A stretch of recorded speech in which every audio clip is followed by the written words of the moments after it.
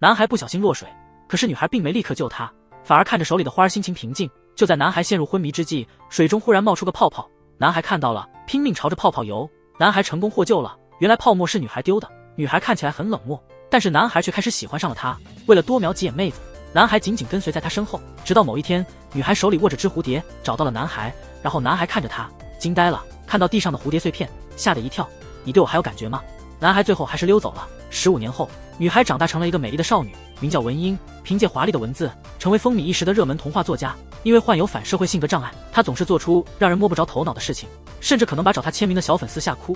很幸运，出版社代表对她的才华很欣赏，总是不停地收拾她的烂摊子，这样她的病情就没被人知道了。而逃跑的男孩刚太真是够惨的了。我妈妈在我7岁的时候死了，他和自闭症患者的哥哥互相依赖。由于哥哥在上职校上课时突然发病，刚太只能把哥哥带回家了。为了养活哥哥和我，他只能在精神病院里打份兼职做护理工作。即使病患有所好转，刚太只能强忍着微笑说没事了，可能是天意所致，让他们在医院重逢。可是刚太毫不知情，结果就失去了能维持生计的工作。这天，文英被邀请到医院举办一个儿童故事朗读活动，因为哥哥对英语童话故事情有独钟，刚哥在电话里向哥哥保证一定会帮他弄到文英的签名。同时，文英坐在讲台上读着童话故事，台下的观众深陷其中。就在这个时候，教室里的灯突然亮了，这是在搞什么事啊？突然又有一帮人冲进来了，并说明朗读会结束了，快点带着孩子离开现场。原来有个超级焦虑的病人突然发现女儿不见了，于是他在医院里疯狂地找他的女儿。由于男性倾向于自杀风险高，全院医护人员马上开始寻找。为了小朋友安全，他们只能取消这个朗读会，迅速把场地上的人撤离出去，让不知道真相的文英很生气，然后找到负责人，然后好好说一顿。就在这时候，男人终于找到了自己的女儿，乘机强行抱走了她。碰巧文英看到了这一场景，但她没有马上阻止，然后他们躲到了演播厅后台，看着那个男人神经失常的样子，小女孩非常害怕，求爸爸饶过她。男人却弯下腰跟女孩说，如果爸爸被抓住，就会送进精神病院。女孩使劲晃头，我只想过好日子。但是男人却说，孩子一个人无法自理，希望女儿能陪他共度此生。小女孩听了之后忍不住哭了起来。这时候突然冒出了文英，抨击男人连狗都不值得，这让男人很生气，然后迅速跑向文英，这样就可以了。男人用力抓住文英的梗子，小女孩目睹了这个场景，立即冲出去找人帮忙。碰巧碰上了赶过来的刚太，跟着小女孩的指引，刚急急忙忙冲向现场，然后让男人站开，成功拯救濒死的文英。男人成功摆脱了束缚，他们俩就这样打起来了。经过一番争执后，最后刚太终于战胜了男人。突然文英走了过来，然后拿出一把刀，下了狠手。男人毫发未损，刚太抓住了刀。男人看到这个场景，他吓得溜之大吉，还没走太远，护工很快就抓住了我。这时刚太抢走了文英手中的刀，然后用手帕轻轻地包起来，这引发了文英的浓厚兴趣，对别人熟视无睹。他抢走刚太手里的刀，摔在地上，还照顾地为刚太包扎伤口。医院领导找到刚太后，希望他能帮忙背这个锅。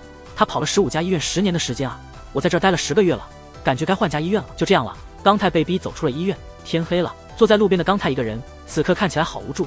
这时一辆摩托车突然飞驰过来，然后停在刚太面前，原来是他的好兄弟仔猪吗？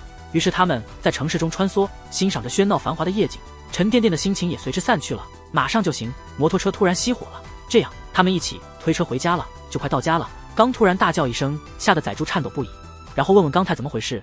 于是仔猪想出一个办法，他们在网上找到了文英的签名照片，然后按照图片的样子画出来，别忘了完成后要进行对比。回到家后，哥哥专注地盯着签名看了起来，这让刚感到有些紧张。哥哥很快就发现这是假的，然后生气地躲进了衣柜里。由于哥哥得了自闭症，刚非常担心他会有麻烦，只能一直安慰哥哥并向他道歉，这令旁边的仔猪非常心疼，都是因为高文英那个女人。突然间，哥哥突然冲出来了，赶快阻止仔猪把他最喜欢的书烧掉。就在3个人还在玩闹的时候，刚太的手机突然亮了起来，原来是负责出版英文童话书的代表。为了帮助文英省事，代表不仅要向刚太道下跪，甚至还找他见面给钱让他闭嘴。最终刚太同意了代表的请求。文英正在洗澡的另一边，突然听到敲门声，以为是服务生送来晚餐，打开门瞧瞧，文英瞬间傻眼了，竟是我已经20年没见过的小学同学朱莉。因为文英的爸爸病情变得更严重了，要快点安排手术治疗，但是文英一直不肯签署家属同意书，甚至要求医院亲自上门才会考虑。在护士长的鼓励和抚慰下，朱莉只能去找文英，希望她能签家属同意书。但是文英却称自己是孤儿，父亲的生死与她无关。朱莉说，要是错过了手术的时机，那你父亲真的有危险了。文英看到朱莉对父亲如此在意，于是就有了捉弄他的想法，别人看到会以为你是他亲生女儿呢。就这样，他们聊了一会儿，最后还是在上面签了名。第2天，文英来上班了，发现刚太正在帅气的读书，不禁赞叹一声，然后走到刚太面前，问他要付多少封口费。可刚太却对我说不要钱也不要肉体，这激起了文英的好奇心，于是他问他想要什么。原来文英才刚刚明白，原来刚泰并不是来讨要赔偿款的，而是因为文英那双熟悉的眼光，让他回忆起小时候心仪的女孩。可是文英觉得这只是个很差的借口，还说这是我见过最糟糕的搭建方式。刚泰被他的话气到了，就在走出门的时候碰到了刚回来的代表和助理，但是助理却挡住了刚泰的去路。拿到签名后就可以走了，突然被尴尬住了。原来刚泰的哥哥是文英的超级粉丝，这时文英突然开玩笑说署名，但是文英完全不理睬刚泰的解释，然后打开新书准备签名。就这样吧，刚泰成功搞到了文英的签名。看到刚泰离去的背影，急忙追了上去，希望刚泰收下这盒诚意满满的蜂蜜饮料。刚泰接住了盒子，进一步检查，里面居然有5万元装着呢，还可以笑出声音来。刚泰微微微笑，我一个人喝不了这么多，你可以给亲朋好友一些尝尝。太糟糕了，这简直是个惨不忍睹的场景。最后刚泰归还了蜂蜜水给代表，然后转身走了。然而他没有意识到，事实上有人在阳台上暗中观察着他，这人就是文英。看着刚离开的背影，他完全迷上了他，真帅。显然这个男人对他完全把握住了。为了达到这个目标，我们需要文英叫助理秘密调查刚泰，并要求他保守秘密，否则会采取极端手段。助理吓得立刻闭上了嘴。成功交车的刚泰发现了书上英文的留言，希望刚代哥哥参加他的新书发布会，这让刚泰火大了。虽然他想尽量避免再碰到那个可怕的女人，还是把这个消息告诉了哥哥。哥哥兴奋地挑明天穿的衣服。第二天早上，刚泰带着哥哥来发布会现场了。为了不和文英撞上，他撒谎说有急事要出去接个电话。等刚泰走了，哥哥突然发现前面有个男孩穿着恐龙衣服，他好像被无限的魅力吸引着，于是向男孩靠近，然后就伸手摸了一下恐龙的尾巴。男孩吓得直哆嗦。哥哥的行为很奇怪，立刻吸引了大家的注意力，甚至让男孩爸爸以为他是个怪异的男孩。但他们不知道，其实哥哥是个自闭症的人，因为担心儿子会受伤，男人把他哥哥推倒了。哥哥解释说他也特别喜欢恐龙，可是男人就是不给他解释的机会，抓住哥哥的头发，问他到底想干嘛。然而这个男人的行为，但是让受过伤害的哥哥瞬间发飙。这时候刚泰也发现这边的情况不对，冲上去抓住楼里生病的哥哥，一直重复道歉。经过一番安慰后，很快哥哥就冷静了。就在刚泰准备找那个男人算一笔账的时候，文英径直地走了过来。对不起，可以麻烦你道个歉吗？男人顿时呆了。这时文英说，你把我的签名搞砸了。就在男人打算说明的时候，但文英紧抓着男人的头发，一刹那间所有人都惊讶地瞪大了眼睛。然而他并不在乎这些细节，反而问这个男人被拽着头发会不会尖叫。接下来我加大了手中的力道。这时男孩妈妈也走过来和对方争论，可是他却直接骂他是个疯子。一说这话，现场所有记者都炸开了锅，甚至家长都捂住孩子的眼睛不看了。可是文英对此不在意，而旁边的刚深知他所做的一切都是为了给自己的哥哥出气，这让他有点感动。转个角度，两人等在仓库门口，等待哥哥冷静下来。这时候文英问刚泰，你哥哥有没有被吓到，甚至还学着他发病时的样子。看到刚泰的行为，立即制止了他，提醒他要控制自己的行为。文英笑着说，你终于注意到我了。刚泰吓到，连忙松开了手。文英向前弯腰慢慢靠近，这让刚泰很紧张。这时文英生气地抓起他的帽子，然后调整了一下发型，以后别戴帽子了，要让刚泰不戴，因为会挡住他年轻美丽的脸庞。就在文英调戏的时候，一个样子很恶心的老男人突然冒出来了，你的脸板得太紧了。就在刚才，一个男人走到文英跟前，嘲笑他脑子有问题，居然还谈恋爱，还说你一脸严肃，跟你妈一模一样，身材也很火辣。男人的话激怒了文英，我准备行动，但被刚泰拦住了，提醒那个男人赶紧离开，否则会有生命危险的。但男人却无所顾忌的建议你别太跟文英来往，因为文英妈当时突然去世了，连她建筑师爸爸都突然住进了疯人院。男人对刚泰的命运感到非常好奇，嘲笑之后，男人帅气的转身离开，这让文英很生气，于是就站起来追去。这时刚泰又抓住了文英，劝他别冲动，让他想不出话来，这样就可以了。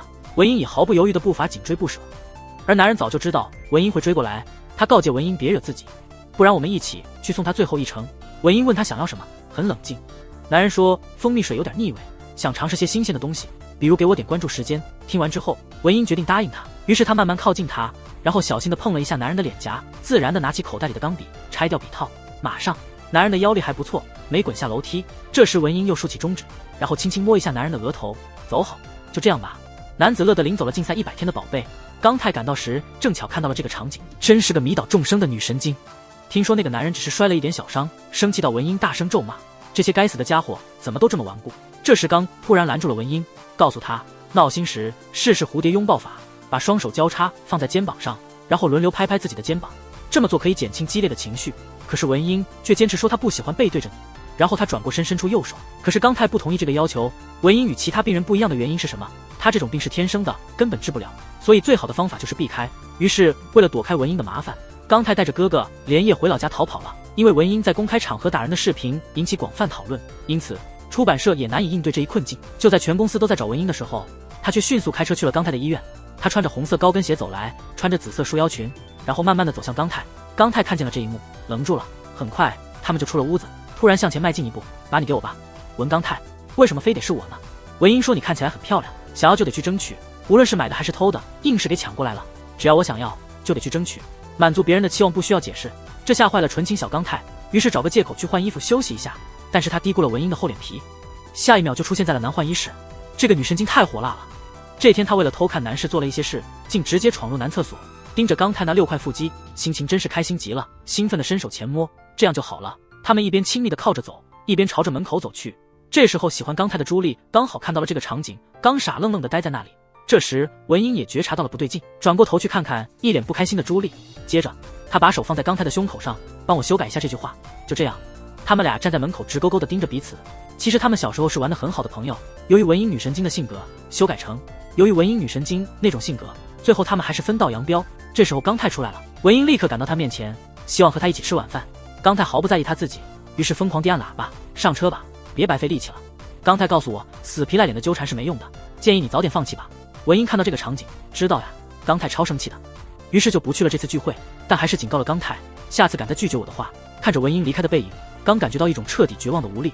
晚上朱莉碰到了刚泰在便利店，得知他和文英不是在一起，这让朱莉高兴得像个小孩。因为工作的关系，刚泰和他哥哥只能暂时搬到朱莉家租住，而朱莉的妈妈也超喜欢刚泰，甚至把他当作未来女婿看待。可当夜晚安静时，刚泰却一直睡不着，一个人躺在天台上，心情低落。同时在一个荒僻的山区，文英驾车行驶，有辆卡车正朝我开过来，刺眼的远光灯让文英睁不开眼。等他慢慢睁开眼后，突然发现后座有个人，回头一看却什么也没看见。这时又有一道红光闪过，吓得文英急忙刹车。很快文英来到一个废弃的城堡身旁，铁门上还长满了青藤，到处都是密密麻麻的蜘蛛网。当文英慢慢打开大门时，她进入了这座城堡。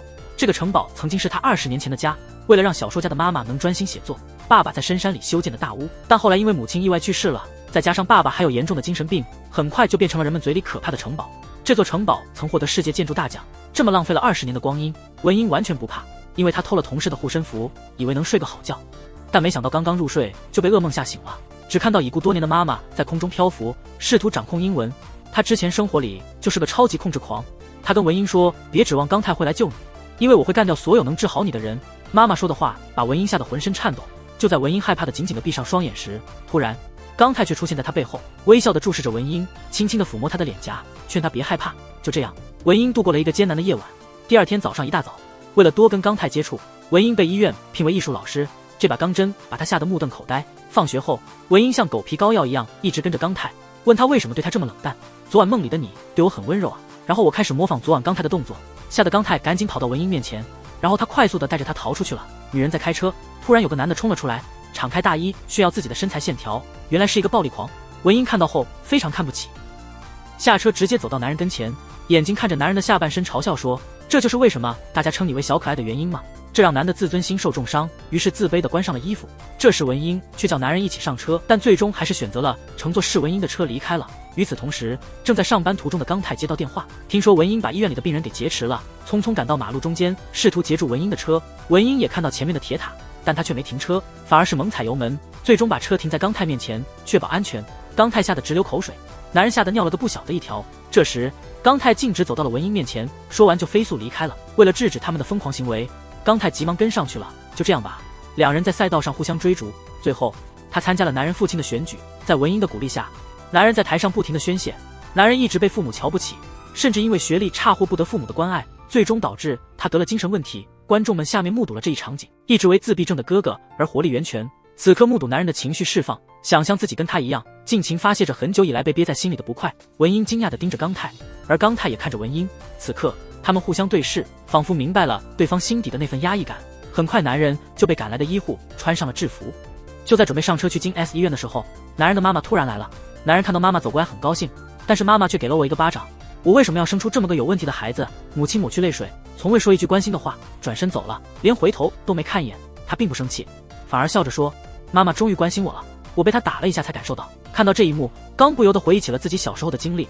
他费了好大的劲才拿到了跆拳道红带，可是当哥哥一个人回家的时候却遭到了欺负。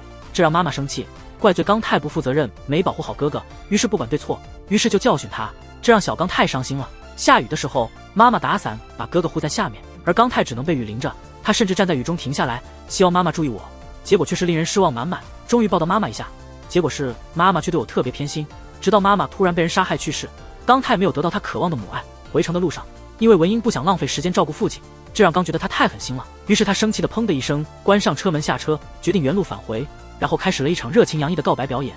这女人快被他爸爸勒死了，因为她长得像已故的妈妈，幸好护士及时到达救她上来了，可是他被迫相信了他父亲的行为，我这个人渣不值得得到关爱。他情绪低落，独自在街上行走，正好杜泰看到了这一幕，因为我亲眼目睹了文英的冷酷无情，刚泰决定与他彻底断交，然后我假装没看到。一回家，刚泰就开始整理房间，偶然间发现了文英写的童话书，内容让刚泰深受触动，让他想起自己的童年回忆，不禁流连忘返。哥哥小时候就得了自闭症，妈妈倾注全部爱给哥哥了，而躺在旁边的刚泰好想被妈妈抱一下，即使只是简单的说声晚安，相信杜泰也会心满意足的休息。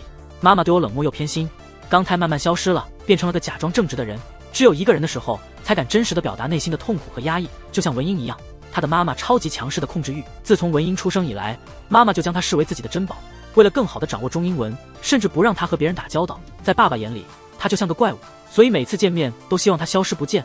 为了保护自己免受伤害，文英穿上了一副布满荆棘的伪装，变成了一个伪恶人。他和刚才一样，大家都希望拥有妈妈的关怀和温暖的拥抱，就像童话里那个男孩，他不是靠吃妈妈的肉来填饱肚子的，他只是个渴望有母爱的孩子。这时候刚泰理解了文英的心思，我也意识到我误会了他，因为感到担心和后悔，不顾倾盆大雨冲刺到刚，骑摩托找文英。同时文英迈着虚弱的步子向前走着，表情凝固，漠然的在雨里走着，直到杜泰出现在他面前，脸上露出微笑。他穿上了杜泰的外套，文英太累了，已经坚持不下去了，就这样躺在了刚泰的怀里。此刻文英展露真面目，而刚泰也意识到文英伪装下的脆弱。他们很快就到了一家旅馆，老板看着两个人湿成落汤鸡的样子，主动帮你选房型。老板看着刚泰有些不自信的样子，以为他害羞不敢说，于是挥了挥手示意他靠近一些，接着会介绍各种有趣的小玩意儿。老板一直在向刚泰示意，刚泰听到后转身欲走。为了保住这笔生意，老板还提供免费按摩浴缸哦。文英点头表示同意，然后他转过来说我很满意这里，非要把他送回去。杜泰也不肯放弃，文英心情不好的回去了。文英的压迫使得刚泰不得不退让，直到没办法了才停下来。面对文英强势的盘问，立刻笑喷了，终于微微让中杜泰屈服了。就在准备结房费的时候，刚泰突然发现自己忘带钱包了，他只能带着文英去朋友家吃饱喝好之后，刚泰要给文英打车钱让他回家，他赶紧躲进被窝，然后说要在这里过夜。刚泰看到文英很无奈，上前就试图强行拉他走，但是文英像是被粘在枕头上一样不肯起床，甚至为了让刚泰妥协，他大声呼喊求助上泰哥哥，吓得杜泰赶紧冲出去把朋友推开了。朋友奇怪他为什么满头大汗，看着刚泰着急的样子，这让他感到很奇怪，于是决定进屋查看一下，可下一秒他险些被一脚踢飞。经过一番劝说后，最终朋友还是走了，但就在刚泰准备开门时，竟然发现门被锁上了，于是他让文英帮忙开门。然而文英却有个条件，只有答应他留下来过夜，他才会开门。无奈的刚泰只能妥协，所以找借口说水管坏了，让哥哥在朋友家过夜。就这样，文英实现了和刚泰住在一起的愿望。为了能跟杜泰有更好的发展，于是想尽办法来吸引他的注意。因为昨晚我的对手跟我喜欢的人睡在了一起，文英可不好惹的，直接搂住朱莉的头发，一只手不够刺激，然后就双手一起动起来了。会修发的女人真厉害。突然告文英，刚泰快速走到两人跟前，然后让文英放松一下朱莉。文英又自我吹嘘了一下。就在两人僵持的时候，楼下的人听到声音就过来了，他们看到了这个景象，立刻停住了脚步。杜泰只能把文英硬拉出来，但这让文英很生气，问他为什么只帮朱莉不帮自己呢？刚泰不理会，转身欲走。文英立刻拉住了他，希望刚泰能搬来和我一起住在自己家里。不过他把文英的手甩开了，并告诉文英自己不是他的一部分。文英立刻明白了，原来刚泰一直在一旁观察。这时刚泰从口袋里掏出20块钱的打车费，然后交给文英，毫不犹豫地走开了。看着手里的玩意儿，生气的文英用力将它揉成一团，然后猛力扔出去。而另外一方，朱莉也面临同样的问题。朱莉觉得刚泰对她过于仰慕，而和文英说话却非常随便，甚至还给她穿自己的衣服，这让朱莉生气的一直哭泣。老妈安慰她说：“你肯定有机会的。”朱莉问她：“你怎么发现的？”妈妈说：“村里的狗都注意到了。”经过妈妈的安慰，朱莉的心情稍微好转了点。但接下来天黑了，文英躺在床上迷迷糊糊地盯着 T 恤发愣，脑中浮现出杜泰冷漠的形象。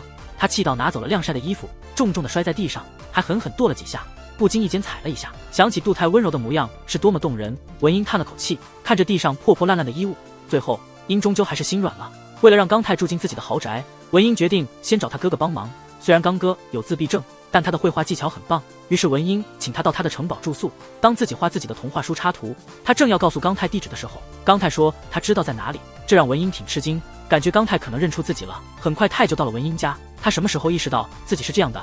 刚泰表示，两人第Y次眼神交流时就认出来了，因为文英那冷冰冰的眼神，他永远难以忘怀。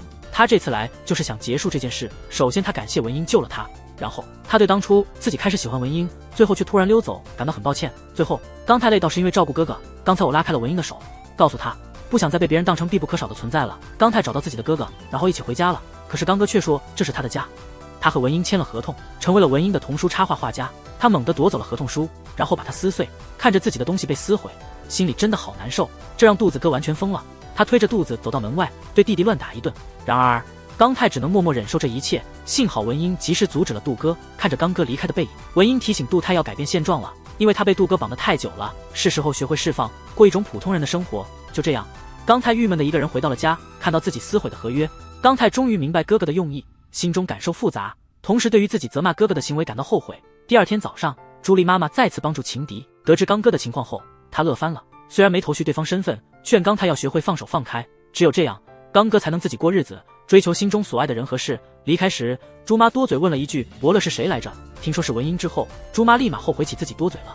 而杜泰很乖听劝，直接带着包来到文英家。朱莉听后火了，这个女的想和男神住一起，为了和男神哥哥在一起，我不惜采取绑架的手段逼他顺从，甚至连命都要威胁男神，你敢走就让你死。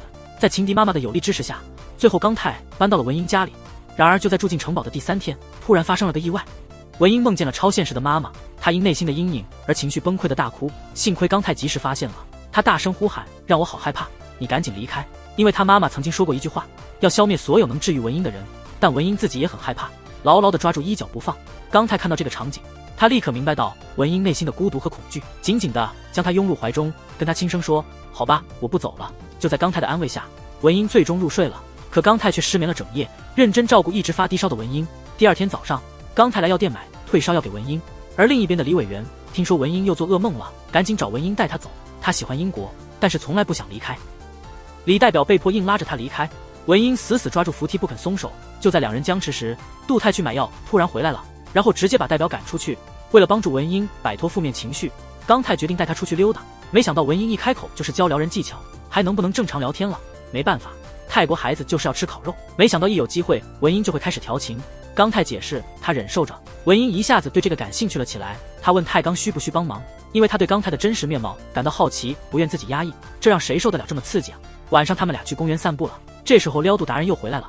文英说她脚疼，想找个背一下，吓得杜泰赶紧拿出手机转移话题。突然间殷文文抢走了手机，希望刚泰能全神贯注地陪我散步。刚泰想拿手机，但是被文英拒绝了。就这样，他们俩在争抢手机的时候，不知不觉就拥抱在一起了。突然意识到钢铁在瞬间向后退了10米。这时候朱莉给我打电话了，文英不会错过向情敌炫耀的机会。接着烦躁不安的杜泰和好友相约喝酒，我回去的时候已经是很晚了，虽然文英已经很晚了，但还是坚持等着刚泰回家。望着一脸无忧的文英，突然间文英嗅到了酒的味道，问刚泰和谁一起喝酒了，知道不是情敌后松了口气。看着刚刚泰喝醉的模样，文英立刻产生了一个主意，谁知道泰动看透了文英的心思，说我们俩都喝醉了就会有麻烦。这时刚泰让文英闭上眼睛，文英以为他要亲她，于是期待不已。得知布偶是刚泰亲手缝制，我迅速爱上了这篇文章，连睡觉都要把楼放在怀里。文英为了逃离糟糕的妈妈束缚，决定剪断妈妈逼她留了多年的长发。在刚泰的指导下，文英终于换了个新头发，看到镜子里面完全长出全新长发的自己，让她感到彻底摆脱了负担，仿佛又重获新生，对着刚泰展示出真挚的微笑，然后把头低下看着肚子的位置。两个互帮互助重塑人生的人，他们的爱情会有哪些美好的瞬间呢？可是刚泰完全不知情。文英说的好看不是因为有粉丝，但实际上是刚偷的笔。刚泰找到了不明情况的李代表，问问他为什么让文英给粉丝惊喜，不仅要同意别人长得漂亮，胡乱要人干活，还要和陌生男人出去吃饭，你让他勉强笑了。刚泰刚刚倒腾了一下口水，自信的转身离开了。可怜的李代表被诬陷了，被人狠狠骂了一顿，实在不明白自己错在哪里。因为发现文英一直缠着刚泰，所以刚哥担心弟弟会被别人抢走，又找到了自己的布娃娃，竟然被杜泰送给了文英。他气得立马上前想夺回来，因为娃娃是杜泰送给他的，我不想还给那个胃疼的家伙。于是他们为了娃娃开始激烈争斗，最后两个人把娃娃平分了。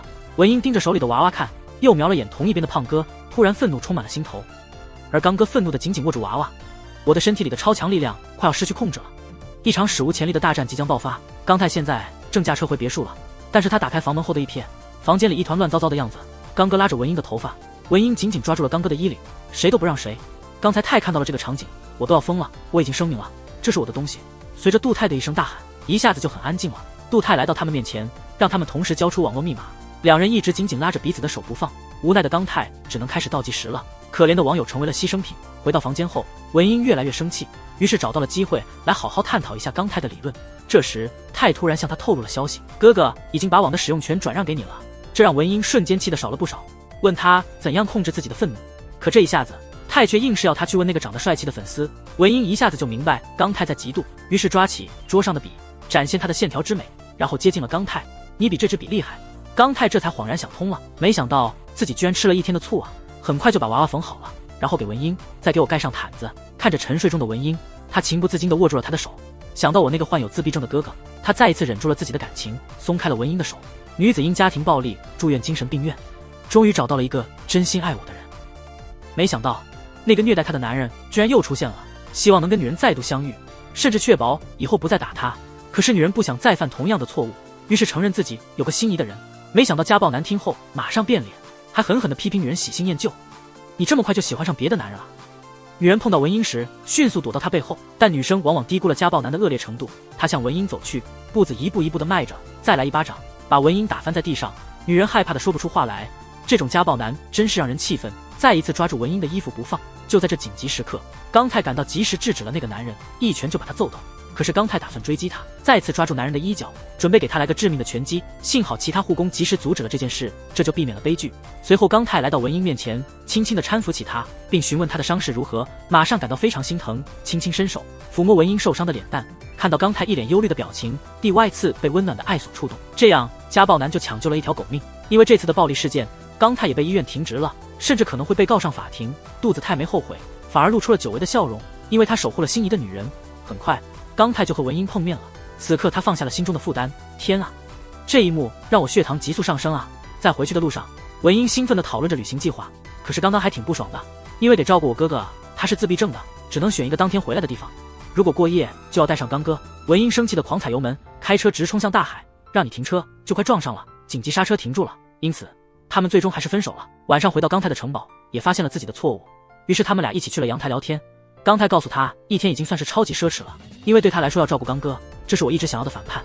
虽然刚泰非常想要自由和快乐，但是哥哥逼得他紧绷着神经，只有遇到文英后我才敢尝试。尽管文英看起来自负孤僻，但内心深处渴望得到爱的关怀。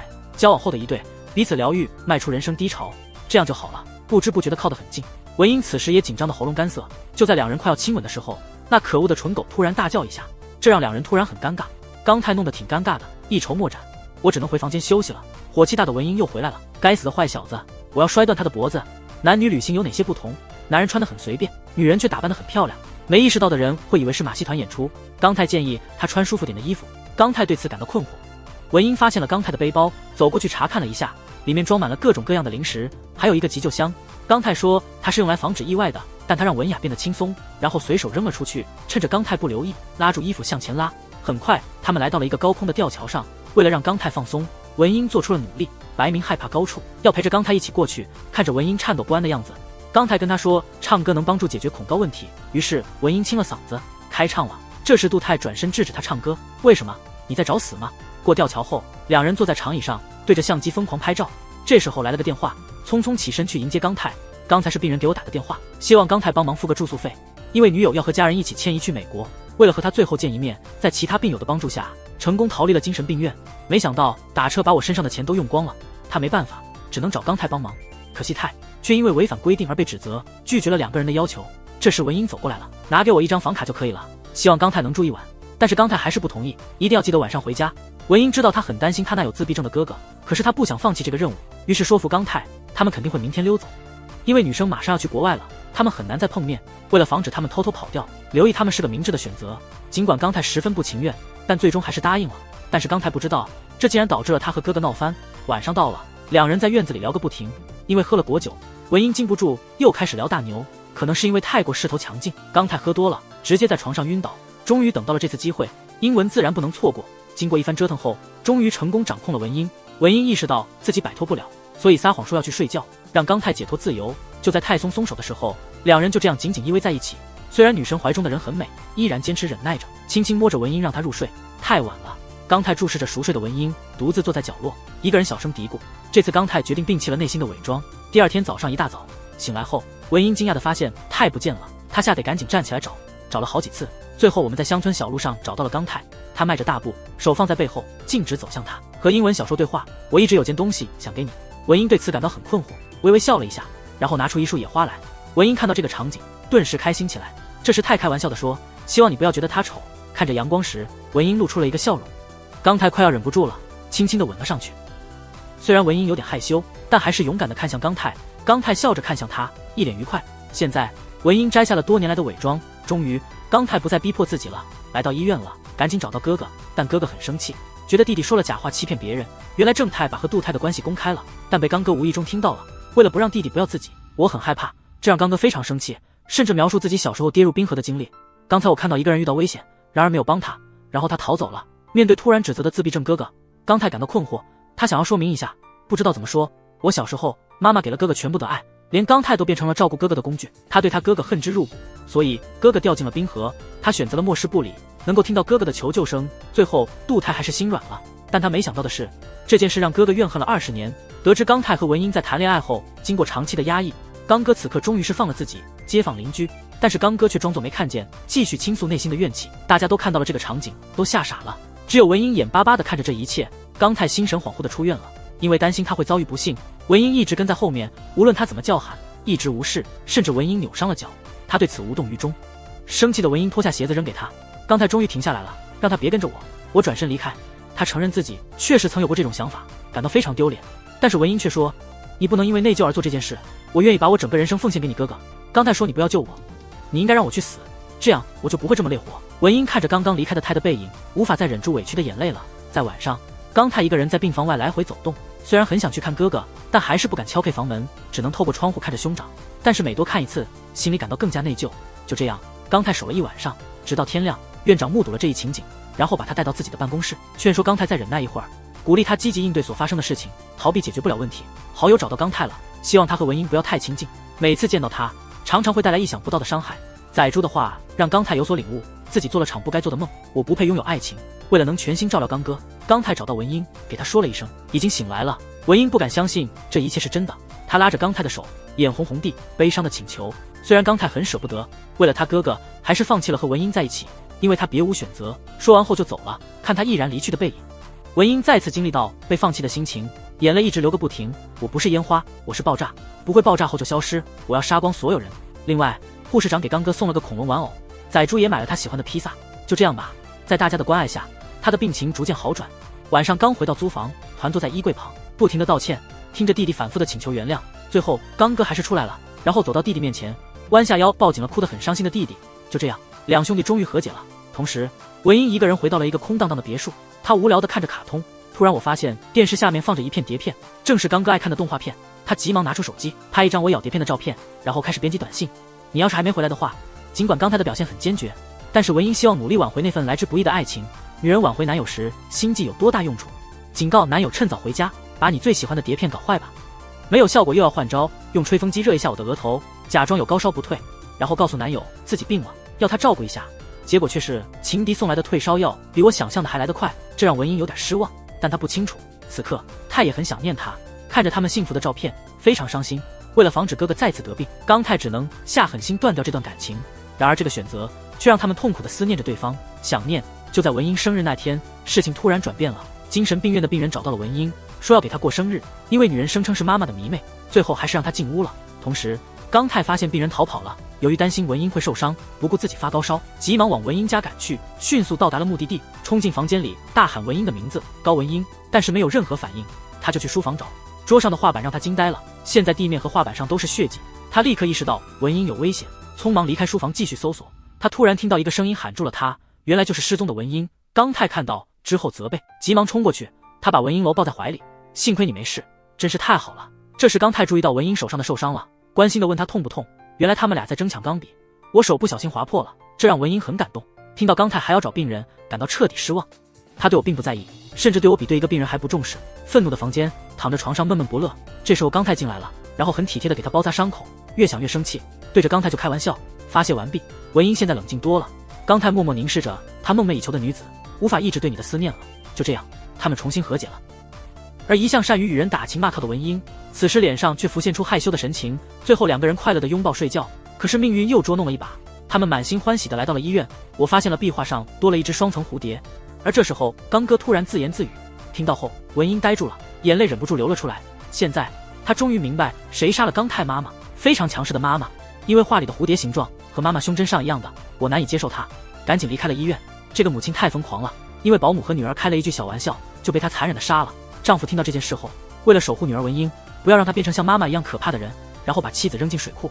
可是他从来没想到，妻子竟然神奇的活了下来。因为文爸得了老年痴呆症，他很快就进了精神病院住院。他的妻子还当上了医院的护士长。因为文妈反复整容，导致文爸他们都没认出来大鱼，让文爸他们都没认出来了。这天他发现文爸快要过世了，自言自语表示毫不后悔。文妈听后脸色一下子变了，她不想让文爸那么容易就死，然后关掉了呼吸机，弯腰告诉文爸我是谁，并揭示了潜伏医院20年的意图。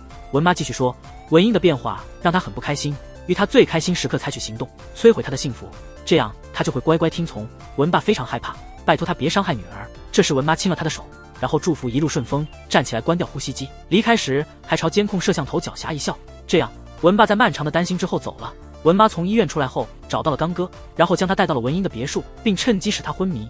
同时刚哥的电话一直没人接，连家里都找不到他，这让刚太担心了。突然有个电话打进来了，原来是文妈用刚哥的手机打的，希望小刚能独自去别墅见我。很快刚太就来到了那座别墅，确认刚哥平安无事，问问文妈为什么盯上他们3个。文妈继续说，你妈当时怎么死的？因为多嘴了。那个保姆就是刚太的妈妈。20年前刚妈突然发现文英孤僻，竟然要杀残翅小鸟，认为她有心理问题，找到文妈了，希望她能陪文英去看心理医生。但是刚妈不知道文妈竟然对此有了杀意。晚上到了，刚哥看到猫就追了，等他回来就好。突然看到文妈拿钢笔杀了母亲，这让刚哥非常害怕。这时文妈走过来了，警告他别说出去，否则就会把他给干掉。从那时起，刚哥开始患上了严重的精神病。文妈说的话让刚太很生气，迅速冲过去掐住他的脖子。他很生气，想给妈妈报仇。就在最后一刻突然想起文英说话的声音在我脑中回荡。文英的话让刚太有点犹豫，不知不觉放松了双手。就在这时候，文妈从包里拿出了麻醉针，然后狠狠地攻击刚太的肚子。就这样，刚太没力气地坐在地上，而文妈则朝他走来，准备狠狠打击他。突然文英出现了，然后拿刀刺向文妈，可是被刚太拦下了。他不想让文英的手弄脏血，继续承受着杀人案的阴影。看着陷入困境的刚太，这让文英很担心。就在这个时候，文妈突然抓住文英的发，然后拿起笔就要刺下去。接下来的一瞬间，原来刚哥救了他们。就这样吧，文妈被抓了，因此让刚太3人打开了彼此的心扉，然后他们一起踏上了快乐的旅途。就在旅途中，但是突然之间，刚哥表示要回去工作，放弃继续旅行，因为他不想再给刚太增加负担，要成为一个照顾弟弟的好哥哥。刚哥来到弟弟身边，紧紧抱住他说谢谢。李代表很快就开车把刚哥接走了。